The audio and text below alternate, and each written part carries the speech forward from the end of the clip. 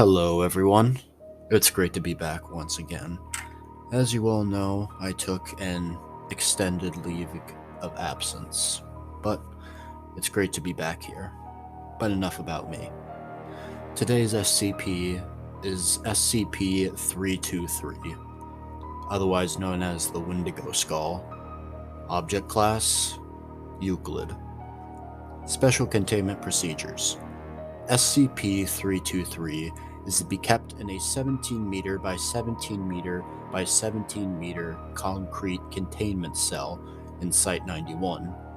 The object is to be restrained in the center of the cell within a 1 meter cubed container of 8.8 centimeter thick transparent armor lined with one-way laminate, which is to be fit with one electronically locked access port. This container is to be internally lit, with the surrounding cell kept dimmer to facilitate the one-way laminate. The cell is to be surveyed remotely at all times, and any signs of activity are to be reported. No personnel are to enter SCP-323's containment cell except to examine the integrity of SCP-323's restraint measures. The restraint measures are to be examined bi-weekly, and any signs of damage are to be repaired immediately.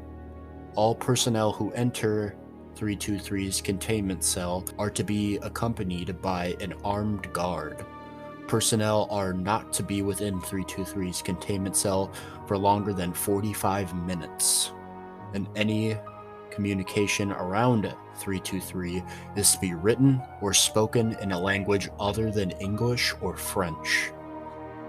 In the event of 323 breaches containment, and an instance of 323-1 is formed, personnel are to evacuate Site-91, and the site is to be locked down. Remote units are to be deployed to destroy the body of 323-1. Following this, armed personnel may be sent in to re-establish the containment of 323. Description: SCP-323 is a skull of an undefined cervid measuring 55 centimeters long, 27 centimeters wide, and 31 centimeters tall, with a pair of antlers measuring 35 centimeters tall and 46 centimeters from tip to tip, growing from the left and right sides of 323. 323 shows signs of damage consistent with outside exposure, with regular pitting, scarring, and weathering across the object, bleaching the upper surfaces, and a missing lower mandible. The rear of the skull features an approximately centered ovoid gap, measuring 25 centimeters high and 23 centimeters wide, giving the access to an interior space 16 centimeters deep. This gap shows signs of tool use, indicating that it was carved with tools, possibly stone.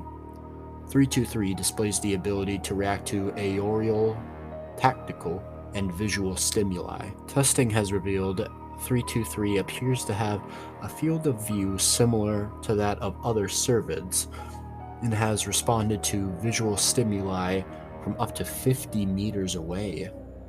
The targeting of specific members of personnel, various attempts to breach containment, and the violent reaction towards speakers of the French and English languages suggests a level of sapience. However, this is unconfirmed. 323 is capable of limited locomotion, typically in the form of small movements and vibrations. In most cases, 323 will only locomote in the event of various stimuli, such as moving away when touched or turning when personnel are presented within the containment chamber. 323 has demonstrated the ability to make large movements, such as lunging at personnel and repeatedly attempting to force its way through containment measures. 323 exerts an influential effect in a radius extending roughly 15 meters from itself. Individuals within this radius will begin experiencing cannibalistic thoughts and urges, violent outbursts, and impaired judgment after approximately 1 hour of continuous exposure. Roughly 74% of individuals who reach this point will attempt to place their heads through the gap present in the back of 323, with efforts made to keep their mouths uncovered. If an individual is incapable of fitting their heads through the gap, attempts will be made to bludgeon their heads against nearby hard surfaces until the point of the individual's head fits. The individual loses consciousness, or the individual expires. Once the individual has fit their head through 323, the individual is classified as SCP-323-1. Within 10 minutes of putting SCP-323 on, 323-1 will undergo drastic physical altercations. 323-1 will experience a rapid loss of body fat, body hair, and pigmentation, followed by the rupturing of the distal phalanges from the fingertips, abnormal tooth growth, and the blackening of extremities consistent with frostbite. Additionally, 323-1 appears to experience greater strength and pain tolerance than the average human. However, 323-1 still appears to be susceptible to physical harm as it was prior to introduction to 323. 323-1 metabolism will experience a dramatic increase, requiring a constant calorie intake, with starvation occurring anywhere between 15 to 30 minutes, if no self-preservation efforts are made. In order to sustain its increased metabolism, 323-1 will actively seek out and eat other individuals for sustenance until expiration. In the event of 323-1 is incapable of finding plentiful nourishment, 323-1 will make efforts to sustain itself, including limiting movement, rationing available food, and auto-cannibalism. 323-1 will only feed upon humans. It is presumed that 323-1 is capable of receiving sustenance from other sources, but chooses not to, despite availability or ease of access. During the pursuit of individuals, 323-1 has been known to occasionally make various statements in the Severno-Ojibwe, Potawatomi, and Cree languages. I apologize if I pronounced any of those wrong, as well as the native languages of the instance. It is not known if these statements and the knowledge of these languages is a result of 323's influence or if they originate from 323 itself. The following audio log has been transcribed from surveillance recovered during 11/09/06 containment breach of 323, which resulted in the death of 12 personnel members before containment could be reestablished. No accompanying video surveillance could be recovered. Hungry. So hungry. I must eat. So very hungry. Always hungry. Must not eat. I have to eat. So hungry. So lonely. Alone. Hungry. Should eat. Must eat them all. I must eat. To no warmth. So cold. Must eat. End log.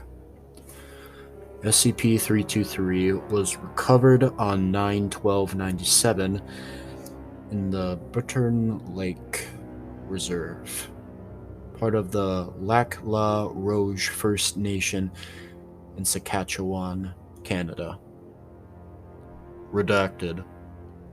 A small, unregistered community has been sustaining an active 323-1 instance by routinely murdering individuals and leaving them out as appeasement.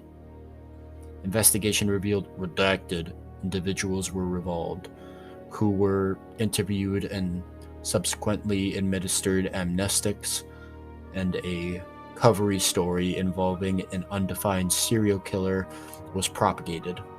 323-1 at the time, suspected to be the anomaly, died of starvation during the transfer to Site-91. The recorded number of deaths does not appear consistent with the duration of the 323-1 instance. It is suspected 323 went through several instances of 323-1 before containment. However, no irrefutable evidence supporting 323-1's longevity has been uncovered. Interview SCP-323-A.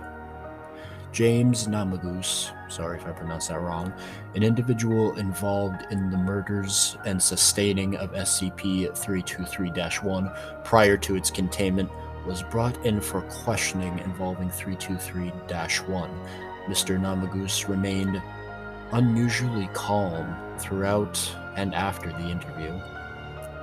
Following the interview and containment of 323, Mr. Namagus was administered amnestics and was reintroduced to his community. Please state your name for the record. James Namagus. Please state your involvement with the murders. I helped move the bodies for the Wendigo to eat. What do you know about the object?